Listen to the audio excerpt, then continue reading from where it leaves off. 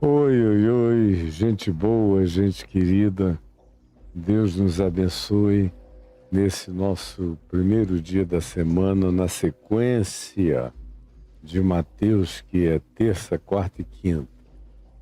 Bem-vinda, bem-vindos todos os que conosco estão. Para não perder tempo, na semana passada, nós falamos na quinta-feira sobre esse conflito entre a revelação e a cogitação. Eu estava começando a entrar no aspecto desse choque quando nós tivemos que parar. Onde é que é a afirmação e a assertividade acerca da revelação? É quando Pedro diz: Tu és o Cristo, Filho do Deus vivo. E Jesus lhe diz: Bem-aventurado és Simão Bar-Jonas, porque não foi carne e sangue quem te revelou essas coisas, mas o meu Pai que está nos céus. Aí vem tudo que a gente conversou a respeito da pedra, quem é a pedra sobre a qual a igreja é erigida, que igreja é essa, diferentemente do cristianismo, que é uma igreja de Pedro, o cristianismo, mas a igreja sobre a qual Jesus falou está erigida sobre a pedra única que os construtores rejeitaram, que é Cristo Jesus. E Pedro mesmo diz na primeira epístola dele que ele é apenas uma pedra viva, como todos nós. A diferença é que Jesus constituiu aqueles que andaram com ele durante os 3 anos e 6 meses, aos quais ele chamou de apóstolos, aqueles 12, como fundamento. Ou seja, que o que eles tinham aprendido com Jesus seria o fundamento a ser passado adiante, sobre o qual seria erigida essa genuína igreja de Jesus, em relação à qual Jesus disse: as portas do inferno não prevalecerão contra ela.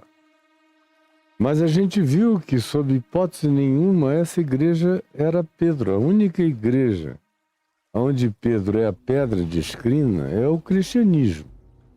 E o cristianismo é uma designação histórica de fracasso.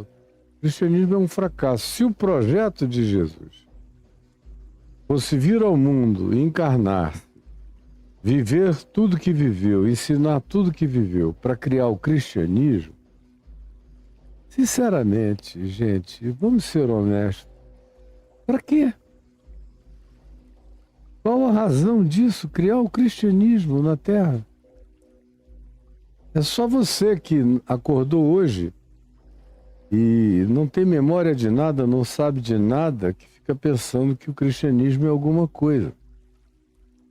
E é porque ainda nem conheceu direito a igreja que você frequenta. Porque se você tivesse um mínimo de conhecimento, você iria concordar comigo completamente que se a obra da cruz, se tudo que Jesus veio, fez e realizou fosse para criar o cristianismo, Jesus teria fracassado completamente, porque o cristianismo é um fracasso. Como qualquer outro fracasso religioso, e dos fracassos religiosos é um dos mais fracassados. É um dos mais controversos, provavelmente o mais controverso de todos eles. É o mais ambivalente, porque fala de amor, de perdão, de misericórdia, de inclusão, disso e daquilo, e passou a história praticamente toda agarrado ao fetiche de uma cruz de um lado e a espada de outro lado. E isso não foi em alguns momentos, foi o tempo todo. O tempo todo até o dia de hoje. E pior do que isso, você, quando acompanha a história inteira, especialmente depois que o cristianismo se tornou o cristianismo, depois que o que era a mensagem pregada do Evangelho de Jesus naquelas muitas comunidades de fé espalhadas pelo Oriente Médio, Oriente Próximo, Ásia Menor e aquelas regiões, deu lugar no quarto século ao cristianismo, eles que andavam só carregando a mensagem da cruz, sem carregar a cruz concreta de pau, de pedra, de qualquer coisa nenhuma, porque era carregar a cruz e ir para ela, morrer nela, então eles não carregavam nem isso. Eles se agarraram com a cruz e logo depois pegaram da espada. E nunca mais largaram dos dois. Ficaram com as mãos presas com cãibras e tornaram ambas as coisas, a cruz do fetiche e a cruz e a espada da morte, como extensores dos membros do cristianismo. Aí você diz, você está se referindo ao que aconteceu aqui na América Latina? Não, a América Latina foi outro dia. Faz 500 anos. Eu estou me referindo acerca de tudo que você nunca quis aprender, nem estudar, nem verificar, nem ir a fundo, nem se intestinar na compreensão visceral do que aconteceu. E aí, deixa eu dizer, não é preciso nem ser tão profundo, nem visceral. Qualquer olhada de páginas assim, virando a história, você verifica que até aquelas coisas que são as mais glorificadas, por exemplo, no meio protestante, que só existe do século XVI para cá, é um fenômeno novinho também, e já causou uma calamidade ocidental incomparável. Pois bem, o que você encontra é a mesma coisa. Quando você vê de Lutero, da deflagração da Reforma Protestante para frente, tudo que aconteceu na Europa foram guerras. Guerras entre cristãos católicos e os novos protestantes, e huguenotes, e noites de São Bartolomeu, e reis e rainhas se digladiando e se matando, parentes se destruindo, se prendendo por causa dessa fé em Jesus, por causa do novo cristianismo, que era o protestantismo, que até hoje se auto-intitula como cristianismo também. Deveria, conhecendo a história, até abominar essa designação. Mas não, ele a abraçou. Porque, como eu tenho dito, o cristianismo é apenas um catolicismo que fez dieta. Nada além disso. Naquele tempo da Reforma Protestante, ele fez dieta. Hoje em dia, ele está infinitamente mais balofo do que o cristianismo católico romano. De tanta coisa, de tanta gambiarra, de tanto McDonald's espiritual, de tanto fast food, de tanta doideira, de tanto veneno que eles ingeriram, de tantos aparatos, de tantas glórias. A chamada glória vaticana se transformou numa brincadeira perto da glória protestante, da glória pentecostal, da glória neopentecostal, onde cada igreja é o seu próprio Vaticano, com seu próprio Papa, e que são infinitamente piores do que alguns que compõem a média ponderada do papado católico, que a gente tem hoje nos papados evangélicos, dentro dos templos, dos prédios, tudo quer ser o maior do mundo. O Vaticano, por exemplo, ficou pequeno, perto da capacidade de alguns auditórios protestantes, pentecostais, neopentecostais, tudo é grande, é o maior, é para a glória de Deus. O Templo de Salomão, lá no Brás, em São Paulo, é maior do que o Templo de Salomão, em Jerusalém, maior do que o Templo de Herodes o Grande. É tudo maior. essa coisa extraordinariamente grande e corrompida, perversa. Agora, isso é a pedra de Pedro. Quem construiu igreja baseado na pedra de Pedro? Aí você diz, bom, isso foram os católicos. Nós, os protestantes, não. Mentira! Ou, deixa eu ser mais brando com você, ignorantezinho, querido e amado. Não, meu amorzinho, enganado, torpemente entupido na sua cognitividade, não. De modo algum. Pedro continua a ser a pedra sobre a qual essa igreja falida, que se fosse acerca dessa igreja que Jesus tivesse morrido e ressuscitado, teria sido tudo em vão, como Paulo diz em 1 Coríntios 15, em vão, viveu em vão, pregou em vão, ressuscitou em vão, é tudo em vão. Pois bem, essa igreja protestante é igualzinha à igreja católica. Está erigida sobre Pedro. Por quê? Porque inventaram ainda várias delas, muitas se hibridizaram com o catolicismo, como foi o caso do anglicanismo inglês. Outras não fizeram uma hibridização, mas fizeram uma absorção sincrética da mesma coisa, portanto, do mesmo fundamento. E aí teria uma quantidade enorme, dezenas de elementos totalmente equivalentes e iguais entre ambos os grupos para te mostrar como não houve ruptura nenhuma de compreensão, significado, não houve nada novo. Continua a ser o mesmo vinho colocado nos mesmos odres, os mesmos panos podres, tentando ser colocados em vestes igualmente já puídas e podres. Tudo totalmente inadequado, porque, para piorar, a gente ainda chegou no século XX com os protestantes do cristianismo protestante, dizendo que agora muitos deles, especialmente no chamado neopentecostalismo mundial, que é o maior grupo do protestantismo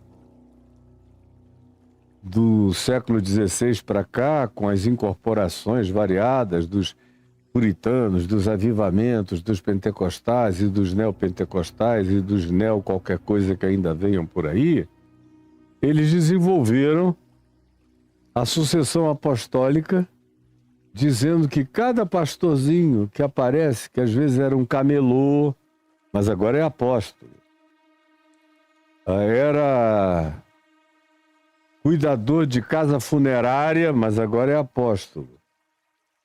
Ele era qualquer coisa que Jesus não designou para ser nada, mas ele se auto-intitulou apóstolo. E o povo não quer nem saber, o meu apóstolo. E é uma apústula. E é uma apústula. Não passa disso aí. Portanto, estão todos erigidos na mesma pedra de Pedro, que é fragmento de pedra. E já não é nem pedra viva, é pedra morta. Porque o cristianismo não vale a pena. Se a igreja de Jesus é o cristianismo, eu lamento dizer, Jesus morreu em vão, a nossa pregação é vã, a assertividade acerca da ressurreição dos mortos é vã, nada disso carrega qualquer significado, é apenas discurso, torcida organizada religiosa e apenas elementos necessários do ponto de vista do conjunto sociológico perverso, aonde os poderes políticos precisam da validação de poderes religiosos e os poderes religiosos precisam dos poderes e das bênçãos pecuniárias e financeiras e de empoderamento que o poder da monarquia ou do principado, ou do Estado, ou seja, de que natureza seja, é tudo exatamente a mesma coisa na troca e na retroalimentação desses poderes da religião, abençoando o Estado e do Estado validando e enriquecendo e empoderando a religião para que um dependa do outro, conforme Jesus nos disse aqui no contexto. Cuidado com o fermento da religião, cuidado com o fermento da política, cuidado com o fermento dos fariseus e dos saduceus e cuidado com o fermento de Herodes. Era disso que ele estava falando, como a gente já viu. É a mesma coisa que Apocalipse, nos capítulos 12 e 13, nos apresentam, quando falam dessas duas arquetipias, da besta que emerge do mar, a saber, o poder político, e da besta que emerge da terra, o falso profeta, a religião, abençoando e trocando validações uns com os outros. E assim caminha a história, especialmente no ocidente da Terra, mas eu ouso dizer que no planeta inteiro, com mais ênfase, com menos ênfase, dependendo do grupo religioso. Mas no judaísmo, no cristianismo e no islamismo, essas duas arquetipias estão presentes o tempo todo. Um poder validando o outro. E só não enxerga quem não quer enxergar. E aí a pergunta é, valeu a pena? Por quê? Não passam de torcidas organizadas e de dominações poderosas em nome de deuses. Supostamente se manifestaram a cada grupo e que, ao invés de melhorarem a humanidade, pioram os seres humanos geração após geração. Eles ficam mais toscos, mais brutais, mais mortais, mais letais, mais guerrilheiros, mais guerreiros, mais afrontosos, tudo em nome de Deus, pátria, família, religião, verdade, e a gente só vê o inferno se instalando na terra enquanto a ganância toma conta de tudo. Essa é a igrejinha de Pedro, e eu disse que a verdadeira igreja que Jesus fundou não tem nada a ver com isso. Ele é a pedra, não Pedro.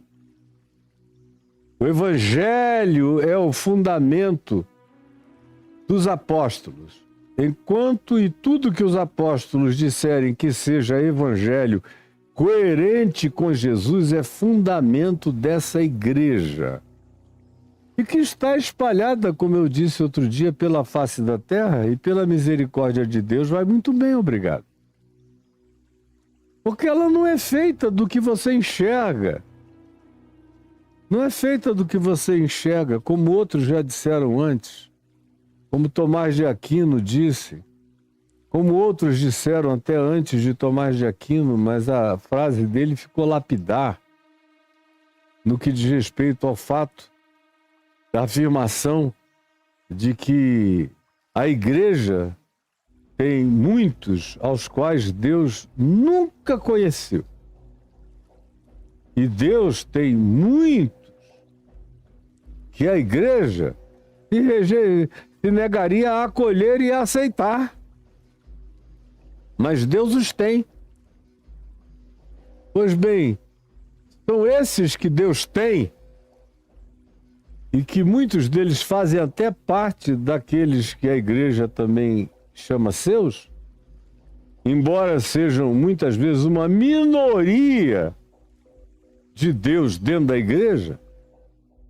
E há essa outra quantidade que a igreja não quer ver, não quer enxergar, diz que estão perdidos, porque nunca nenhum padre, nenhuma missão, nenhum pastor, nenhum missionário chegou lá para levar uma catequese destrutiva, arruinadora, que leva não apenas doutrinas falsificadas para uma troca de deuses que só piora até a crença deles, como também levam também vírus e bactérias e matam milhões e milhões, destroem, arruinam os costumes, liquidam os pobres e infelizes seres humanos que na alienação deles viviam de maneira muito melhor do que depois que o cristianismo até eles chegou. Pois bem, por isso o cristianismo diz: se não formos lá, eles vão morrer pagãos. Chegam lá e os tornam, como Jesus diz em Mateus 23, 2 vezes mais filhos do inferno do que vós mesmos. Pioram o mundo. São missões de pioramento do planeta e da humanidade. Pois bem, isso eu repeti, disse várias vezes com muita clareza para todo mundo. A igreja de Pedro, como eu expliquei também na semana passada, é a igreja das repreensões de Pedro a Jesus. Quando Pedro, ouvindo o que Jesus começou a ensinar no verso 21, quando é um corte pedagógico claro, até aquele ponto Jesus vinha ensinando algo para ver se eles entendiam. Até que Pedro sai com essa declaração: tu és o Cristo, filho do Deus vivo. Aí o verso 21 diz: desse tempo em diante. É a mesma coisa que o Evangelho de Marcos também assevera, e o Evangelho de Lucas do capítulo 9 também. Mas Marcos diz: então, verso 31 do capítulo 8, começou Jesus a ensinar-lhes que era necessário que o Filho do Homem sofresse muitas coisas, fosse rejeitado pelos anciãos, pelos principais sacerdotes e pelos escribas, fosse morto e depois de 3 dias ressuscitado. E isto, ele, Jesus, expunha claramente, para todo mundo entender tudo. Mas Pedro, chamando-o à parte, começou a reprová-lo. Aqui em Mateus, as palavras são até um pouco mais fortes. Pedro começou a reprová-lo, dizendo: tem compaixão de ti mesmo, Senhor. Isso de modo algum te acontecerá. Aqui em Marcos, exatamente, Pedro começa a reprová-lo. Mas Jesus, voltando-se, fitando a Pedro e aos seus discípulos e a todo mundo, repreendeu a Pedro na presença de todos, diz Marcos.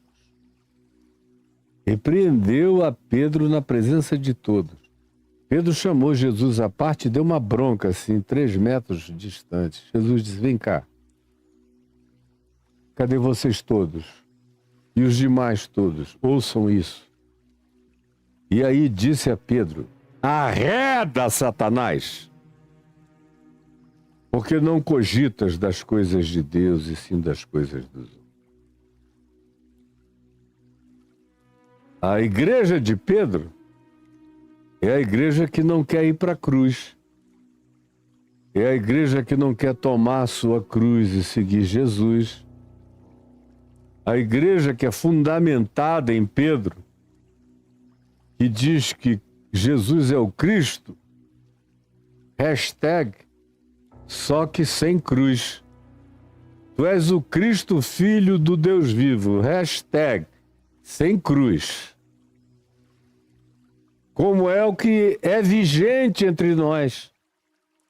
Dizer que Jesus é o Cristo e é o Senhor, tem gente até que diz, hashtag, só que sem cruz, como já me disseram pessoalmente os principais líderes cristãos deste país e alguns outros do mundo inteiro. Esse é o cristianismo sem cruz. É o cristianismo da pedra de Pedro. É o cristianismo sem o sacrifício, sem a entrega, sem o negar-se a si mesmo, sem autocompreensão, sem discernimento do trono do próprio ego. É uma declaração de que Cristo é Jesus e de que Jesus é o Cristo. No entanto, que não passe disto. E que, em sendo assim, Ele também nos coroe, nos empodere, nos dê todas as capacidades, competências, capacitações, nos torne eficazes e dominadores em tudo que façamos. Essa é a perspectiva de Pedro, porque essa era a perspectiva da teologia da época e que é a teologia de hoje. E que foi a teologia do cristianismo do quarto século para cá até o dia de hoje. Não mudou absolutamente nada. A gente não virou essa página ainda, a gente ainda está no mesmo lugar. E ainda está ouvindo Jesus dizer: arreda, Satanás. Só que ninguém ouve mais. Foi tudo naturalizado. Ninguém ouve mais. Aí, conclusão, o que sobrou para você? Você acha que é da igreja? Que você conhece a igreja de Cristo Jesus? Você não conhece. Isso que você vê aí não é a igreja de Cristo Jesus. Não tem um único DNA de Jesus, não tem um único gene de Jesus, não tem práticas de Jesus, não tem a graça de Deus, do Evangelho, da Boa Nova de Cristo Jesus, não tem a liberdade para a qual fomos libertados em Cristo Jesus, não tem a exultação da esperança, não tem a alegria da vida eterna, não tem o genuíno poder do Espírito Santo, não tem o fruto do Espírito Santo, não tem os dons verdadeiros, só tem as fajutices mentirosas de um pseudo-Espírito Santo que muitas vezes, eu ouso dizer a vocês, são espíritos malignos operando nos cultos de vocês, quando não é histeria, histrionismo, sugestão e outras formas de transtorno mental e de loucura. Mas Espírito Santo, meu Deus, está presente em alguns poucos, mas não tem mais nada disso. É infinitamente mais fácil você encontrar gente dando fruto do Espírito Santo fora disso que você chama de igreja de Deus, mas que é a igreja de Pedro, que é a igreja da pedra, que é a igreja do fragmento de pedra, que é a igreja da artificialidade, que é a igreja dos homens e mulheres que são proprietários desse negócio, dessa franquia que é colocada e vendida em nome de Jesus e que fatura absurdos. É um dos negócios mais lucrativos da história do Ocidente ou talvez do planeta. E que é tudo isso fundado e fundamentado naquele que nasceu numa manjedoura, que disse que ele não tinha onde reclinar a cabeça, que morreu numa cruz e ressuscitou dentre os mortos,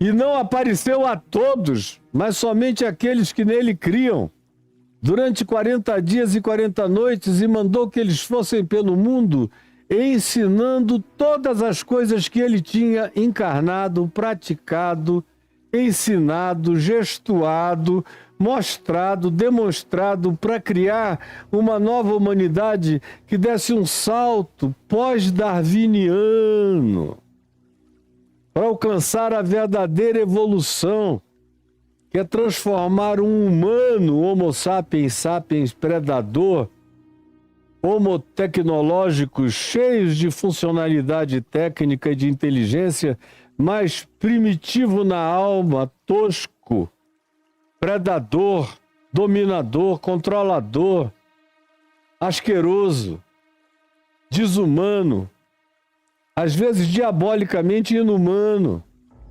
Dá um salto para além dessa coisa que continua vigente, matando, roubando e destruindo, expropriando e arrebentando, esburacando e devastando o planeta também como um todo, acabando com o próprio ente planetário. Tudo isso sendo, sobretudo, praticado no Ocidente da Terra em nome de Jesus, do capitalismo de Jesus, da prosperidade de Jesus, do dinheiro de Jesus, das sociedades evoluídas de Jesus.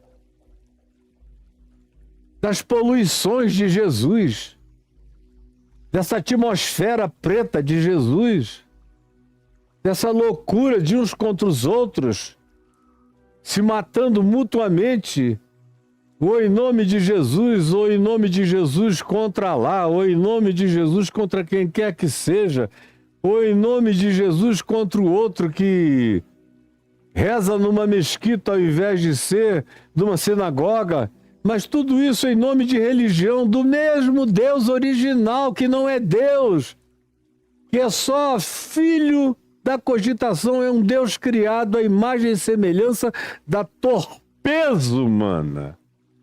Um Deus criado à imagem e semelhança da torpeza humana, da manifestação do diabo no ser humano. É a igreja de Judas Iscariotes, é a igreja da traição de Jesus, é a igreja das 30 moedas de prata, é a igreja que, se o indivíduo tiver algum pingo de humanidade restante, não aguentando tanta traição, se suicida, como alguns poucos que ainda carregam alguma dignidade o fazem. Mas no mais ela se transformou na igreja das cogitações de Pedro, de modo algum, Senhor. Cruz não. Porque se nós fôssemos a igreja da cruz de Cristo Jesus, cada um de nós tomaria a sua própria cruz e o seguiria. Cada um de nós tomaria a sua própria cruz. Assumiria para si a vida de Jesus. Pedro explica o que é tomar essa cruz. É quando injuriado, ele diz, bendizer-vos. Quando rejeitados, não transformarmos isso em ódio e em refração de rejeição. Quando perseguidos, não fazermos disso vingança. Quando caluniados, não caluniarmos de volta. Quando maltratados, produzirmos o reverso disso como graça, bênção, como bondade, desproporcionalmente maior do que a maldade praticada contra nós. Quando espoliados de todos os tipos, modos e formas, dizermos, Pai, perdoa-lhes, porque eles não sabem o que fazem. Tomar a cruz é perdoar o mundo todo dia. É andar com o coração limpo. É não carregar nem ódio, nem amargura, nem troco, nem volta, nem esperar a esquina da devolução. Carregar a cruz é manter os braços abertos. É não ser seletivo no que diz respeito à certeza de que, assim como é o nosso Pai, assim devemos ser nós. Ou seja, olhando para o planeta com todas as suas diferenças étnicas, raciais, linguísticas, culturais, religiosas, políticas, ideológicas e de todas as outras naturezas, e não fazermos acepção de pessoas, como nosso Pai que está nos céus o faz.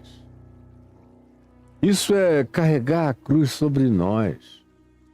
É andarmos com esse desassombro, sem medo. O máximo que pode nos acontecer é nos matarem, o que não acontece nada, porque em Cristo Jesus, para quem é dele, a morte já morreu. Se transformou em patrimônio da minha herança, a morte, que está mortinha. E sepultada na ressurreição, morreu para mim, porque aquele que crê em mim, disse Jesus, não entre em juízo, não conhecerá a morte, já passou da morte para a vida, eu já passei da morte para a vida. A morte estava morta para mim. No dia que eu largar essa carcaça aqui, esse casulo, aplaudam, porque eu virei borboleta eterna e voei para a glória sem fim. Cheguei ao clímax de mim mesmo, a evolução suprema, transcendi o Homo sapiens sapiens, transcendi a evolução darwiniana predatória e me tornei um ente da glória, me tornei um Cristo de Deus, que é o Filho do Homem, é a projeção suprema da nossa vocação, do nosso chamado, da nossa evolução, do nosso amadurecimento humano, é nos tornarmos como Jesus. É o processo de cristificação, andando cada dia na direção de nos tornarmos como Ele era e mais do que como Ele foi na história, como Ele se tornou pós-ressurreição dos mortos. É desse tipo de gente, desse tipo de esperança que é plantados nesse fundamento de consciência que é a pedra de esquina que os construtores rejeitaram, que é Cristo Jesus, que nós estamos sendo erigidos como Igreja de Deus. E essa é a lição que desse tempo para frente Jesus começa a querer ensinar aos seus discípulos. Contra Pedro, contra a teologia de Pedro, que era a teologia dos judeus. Porque Pedro não estava inventando uma teologia para o Cristo. O Cristo dos judeus, até os dias de hoje, semelhantemente ao que seria o Cristo muçulmano, ou islâmico, não poderia ir para a cruz, seria uma desonra. Por isso que os muçulmanos, de maneira muito honesta, dizem que Jesus é o maior de todos os profetas, maior de todos. Nesse sentido, os muçulmanos estão adiante dos judeus, porque existem várias alusões de Jesus no Alcorão, mais do que a Maomé, e Jesus é mais elevado do que Moisés, do que Davi, do que todos os entes considerados profetas do Velho Testamento dos judeus, que são assim considerados no Alcorão islâmico, como também todos os seres de anteriores mencionados no Alcorão, que são mais ou menos os mesmos do Velho Testamento judaico, e mais aqueles que têm pertencimento vinculado à descendência de Maomé, ou aqueles que foram considerados seres elevados e proféticos naquele processo e que constam do Alcorão, mas todos em alusões inferiores àquilo que acerca de Jesus se diz. Mas, de acordo com a teologia do Alcorão, Jesus era tão elevado, tão amado, tão especial, tão iluminado, tão superior, tão maior, que quando chegou a hora da cruz, Deus, sendo justo, não permitiu que o único, puro, santo, inocente, sem mácula, sem nada, fosse arrancado e levado direto para os páramos celestiais mais elevados. E quem foi para a cruz foi um sósia, que morreu. Assim diz o islamismo. Aqui, no judaísmo, não. E a teologia de Pedro era idêntica do judaísmo, porque no judaísmo ele jamais conceberia o Isaías 53. Com o Cristo levando sobre si os pecados de nós todos e tendo a sua culminância de vicariedade, ou seja, de absorção dos pecados de todos numa convergência para ele só, num fenômeno histórico comum, numa designação simbólica única, numa convergência de visualização histórica perceptível e historiável, que foi a crucificação, eles jamais poderiam aceitar essa concepção, estou falando dos judeus. Aí eles esperam um Cristo que quando chegar, chegue com espada, com cetro, mais ou menos como o Jesus do cristianismo chegou em todos os lugares, tem cruz, mas com espada para lá, espada para cá, matando, degolando, esfolando todos os ímpios. Era isso que Pedro esperava que acontecesse quando ele chegasse em Jerusalém. Jesus acabasse com aquela corja toda e botasse também os romanos para correr e dissesse: agora a gente vai marchar juntos poderosamente com legiões de anjos até Roma. E eu vou botar esse povo todo, escorraçar essa corja planetária. Eu vou sentar lá e vocês vão ver o que vai acontecer agora. Era o sonho infantil da caronchinha de Pedro. Como é o que domina a cabeça das pessoas? O que vocês acham que está no substrato da teologia da prosperidade? Ou na teologia do domínio, senão um Cristo que chegue para controlar os governos, as presidências, as monarquias, os povos, constituindo os Pedros, as rochas, os apóstolos contemporâneos em ayatolás dessa dominação. É a mesma porcaria.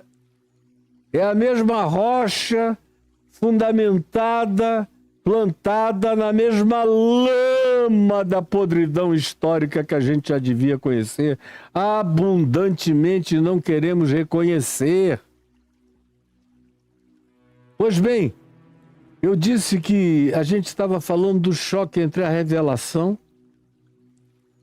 que Jesus diz: bem-aventurado és, Simão Barjonas, porque não foi carne e sangue quem tu revelou essas coisas, quem te revelou que eu sou o Cristo. Só de Deus mesmo, para alguém chegar a essa conclusão. Na melhor das hipóteses, vocês diriam que eu sou um profeta, ou que eu sou uma reencarnação de profeta, ou que eu sou o ser de luz mais iluminado, ou que eu sou o mestre dos mestres, mas Deus mesmo, de chamá-lo de o Cristo, era chamá-lo de Deus encarnado, de Deus conosco, de Emanuel. De ungido carregando todas as potencialidades do eterno no espaço-tempo.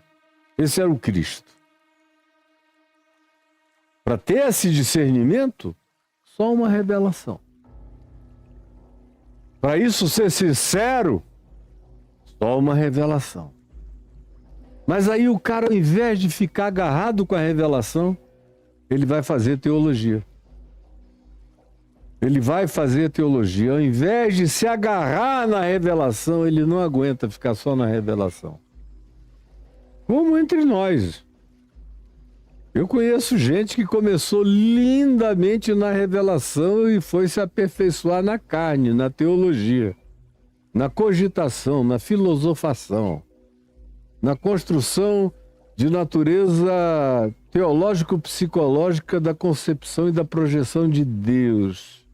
Aí começam a inventar um novo Deus, ou um Deus adequado para esse tempo, e vão porque a revelação não é bastante. Eles sucumbem à tentação da cogitação. E nessa cogitação, na maioria das vezes, não tem cruz. Porque quem é que quer conceber a cruz para carregar? Eles não querem nem que Jesus, o deles, o da cogitação deles, vá para a cruz, quanto mais eles próprios se irmanarem, se identificarem, se ataviarem do caráter de Cristo de tal modo e o absorverem que eles próprios aceitem carregar a sua própria cruz e segui-lo. É claro que não. A cogitação sempre vence. E como foi no caso de Pedro, ele partiu da revelação do Pai para a cogitação da elaboração dos rabinos judaicos de que o Messias viria com esse poder de dominação, com essa carga. Não, tu já curaste, já ressuscitaste, já andaste sobre as águas, já multiplicaste pães, já apaziguaste ventos e ondas, já fizeste tantas coisas. Só falta agora tomar o poder. Que cruz que nada. Depois de fazer todas essas coisas lindas, vais terminar ali? Numa cruz? Não, se eu estiver aqui, esse não é o teu destino. como a maioria dos que estão trabalhando, não com a revelação de Deus em Cristo Jesus, mas com os novos moveres, com as novas revelações, com as novas compreensões, com que o Espírito Santo me falou hoje de manhã. Eles dizem, nada disso tem cruz. É só coroa, diadema de glória, cetro, poderes, riquezas, casas, propriedades, abundâncias, domínios, famas. Tudo que o diabo gosta e promete é tudo que eles querem para eles. Daí eu não ter o menor pudor de dizer, se ajoelharam, ficaram de quatro e aceitaram o anel de Satanás no dedo deles e se deixaram coroar pela glória do diabo na terra. E vivem da cogitação das projeções dos seus próprios caprichos. Embora Jesus diga arreda Satanás, eles ficam achando que isso é para macumbeiro, candomblecista, umbandista, muçulmano, ou ancestrais de povos primitivos e indígenas autóctones. Satanás tem a ver com essas pessoas, não com os cultos deles, cheios de mamon, de culto ao dinheiro, de culto à personalidade dos seus pastores, bispos, apóstolos, que entram como figuras gloriosas, aplaudidas, tapetes vermelhos, carros extraordinários, helicópteros, jatinhos, poder, tudo isso que o diabo dá. E eles aplaudem. E eu dizendo isso aqui, tem gente dizendo que eu sou um recalcado, que eu tô com inveja. Cara, se eu gostasse dessas coisas e quisesse essas coisas, eu teria tido infinitamente mais do que a soma de todos eles. Eu nunca quis, não quero e morrerei sem querer, porque eu não troco a minha herança por um repasto, por um prato de lentilhas, por essa glória morrente que não carrega ninguém com galardão eterno. Vão ficar batendo na porta do lado de fora e Jesus dizendo, eu não sei quem vocês são, vocês nunca andaram comigo, arreda Satanás.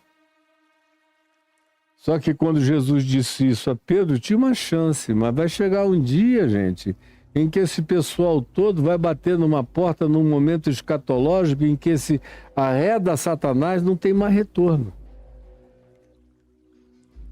Tu és para mim pedra de tropeço, assim como eles são pedra de tropeço para a humanidade. O mundo tropeça no cristianismo. O cristianismo tem feito um mal planetário que não tem tamanho para a grande maioria dos seres humanos, porque não foi sobre a rocha de Cristo Jesus que aquilo que se visibiliza como igreja foi erigido. Todavia, a igreja de Cristo Jesus está aí espalhada, tentando ver se o planeta não é destruído por ação humana, por omissão humana, por comissão humana, fazendo o possível para pacificar povos em guerra, fazendo o possível para socorrer pobres, esfaimados, órfãos, no mundo inteiro, milhões de órfãos. A Igreja de Cristo está espalhada por aí. Um monte de médicos sem fronteiras, um monte de gente tratando de feridas pelo mundo inteiro, gente dedicando a inteligência à purificação da água, dos mares, dos rios, ao plantio de árvores, ao acolhimento dos pobres, indigentes, aflitos, solitários, suicidas. Um monte de gente tentando curar feridas, sarar enfermos, acolher refugiados. abrigar pessoas que estão ao relento, tratados que morrem sem que haja ninguém que os observe. Conforme Jesus disse que seria naquele dia, de acordo com Mateus 25, quando ele dirá para a sua verdadeira igreja espalhada pelos povos, sem nenhuma visibilidade humana na história: vinde, benditos do meu Pai, tomai posse do reino que vos está preparado desde antes da fundação do mundo. Porque eu tive fome e me deste de comer, eu tive sede e me deste de beber, eu estive nu e me vestiste, eu estive enfermo e me visitaste, eu fui estrangeiro e me assimilaste. Eu estive em estado de total anonimato, mas vocês me enxergaram, me deram nome, me abraçaram, me acolheram, me valoraram, me ressignificaram, me humanizaram. Venham, benditos do meu Pai, vocês são a minha igreja. Vocês que são assim, são o meu povo. É gente que é assim que é o meu povo. E tem muita gente que é assim que ainda nem ouviu falar o nome Jesus, mas age como Jesus. Pratica as pautas, os interesses e as mesmas prioridades às quais Jesus se dedicou. Esses, sabendo o nome Jesus ou não, praticam o Evangelho. E há uns que sabem o nome de Jesus e também praticam esse Evangelho. Mais bem-aventurados ainda são porque fazem isso com consciência. Os outros são lindos porque fazem sem nem saberem. Fazem porque eles não têm outra alternativa dentro deles. O amor, a presença de Deus que eles nem nomeiam dentro deles é mais forte do que o poder do conforto, da omissão, da distração, da alienação ou de qualquer outra ideologização ou catequese. Eles simplesmente dizem: eu não tenho como evitar, está em mim, eu não pude não fazer. Essa é a resposta que eles dão a Jesus quando dizem: mas nós nunca soubemos de ti. Jesus disse: mas sempre que vocês trataram de qualquer pessoinha assim, era a mim que vocês estavam tratando. Sempre que vocês desinvisibilizaram qualquer ser humano, enxergando-o desse modo, era a mim que vocês estavam enxergando quando ninguém me via. Largado pelo mundo afora, vocês são a minha verdadeira igreja. Essa é a igreja do Cristo, essa é a igreja da rocha eterna, que os construtores rejeitaram. Não é a igreja erigida sobre a rocha de Pedro, que não passa de cristianismo. Pobre Pedro, não teve nada a ver com isso. Depois ele se converteu ao evangelho da graça genuinamente. Mas a igreja não é dele, nem é de Paulo, nem é de nenhum dos apóstolos, é de um só. Há uma só fé, há um só Deus e Pai, há uma só esperança, há um só chamado da nossa vocação e há uma só unidade em torno de um único pastor. E é ele que de dois faz um, dos que sabem e dos que não sabem. Como Jesus disse: eu ainda tenho muitas outras ovelhas, não deixe aprisco. Não deixe aprisco. Espalhadas pelo mundo, a mim me convém conduzi-las.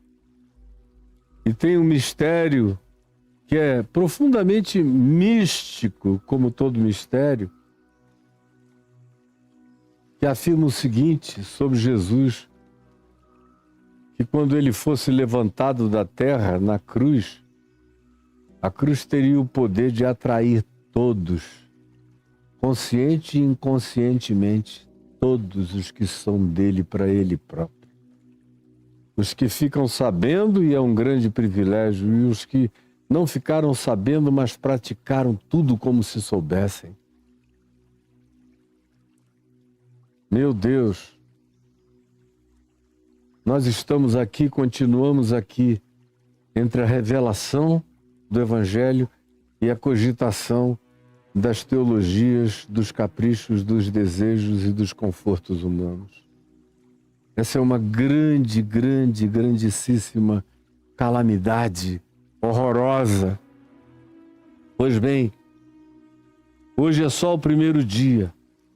Aí desse tempo em diante, quando Jesus diz a Pedro, arreda Satanás, tu não cogitas das coisas de Deus, porque a nossa melhor teologia só consegue cogitar as coisas dos homens. É o que a sociologia dita, é o que a antropologia dita, é o que a psicologia dita, é o que a filosofia dita, é o que as revoluções políticas ditam, é só disso que se trata. E o horizonte é parado aí, não tem transcendência. E aí cumpre-se a profecia de Paulo. Pois se Cristo, para vocês, no coração de vocês, na prática de vocês, na existencialidade de vocês, não ressuscitou, é vã a nossa pregação e é vã a vossa fé. E ainda permaneceis todos vós nos vossos pecados, não mudou nada. Só aumentou a desgraça pela presunção de que vocês agora sabem alguma coisa e vocês desaprenderam o que tinham sequer começado a pegar da revelação de Deus. Se derem esse passo, como Pedro deu na direção da cogitação, de chamar Jesus à parte e dizer, escuta, vamos transformar esse projeto teológico de cruz em glória, em sucesso, em dinheiro, em riqueza, em poder, em fama, em conquista, em domínio, em cetros reais. Vamos para Roma. Vamos dominar o mundo. Se fizer isso, foi o que o diabo ofereceu a Jesus, levando-o a um alto monte, mostrando-lhe todos os reinos deste mundo e lhe dizendo, tudo isto eu te darei se prostrado me adorares. É porque é exatamente a mesma coisa que Jesus diz a Pedro, arreda Satanás. É porque é exatamente a mesma coisa e é isso que você está vendo em curso, acontecendo todo dia e você não enxerga, continua aplaudindo e achando que Jesus tem alguma coisa a ver com isso. Ele não anda nesse meio. Ele não andava lá com a igreja de Laodiceia, por muito menos. Leia lá. Em Apocalipse, no capítulo 3, a igreja de Laodiceia, por muito menos. Eles eram quase puros, santos e irrepreensíveis comparados com a pocilga que se instalou entre nós, as catedrais de pocilga e de mentira entre nós. E Jesus diz que eu estou do lado de fora. Eu não faço parte dessa congregação. Eis que eu estou à porta e bato. Se alguém ouvir a minha voz e abrir a porta, eu entrarei em sua casa, cearei com ele, ele comigo. Ele ainda individualiza, não dá nem para prometer isso para a congregação toda. Ele diz, eu estou batendo na porta aqui dessa congregação, mas o projeto e a proposta é para entrar na vida de alguém, na casa de alguém, porque não dá para ser uma entrada coletiva. No Evangelho tudo é existencial, tudo é pessoal, tudo é, como diz minha mulher, pessoa, pessoalmente. E você? Vai querer crescer andando comigo, aprender o significado da cruz e ser erigido sobre o fundamento da rocha que é Jesus? Ou vai querer continuar sendo membro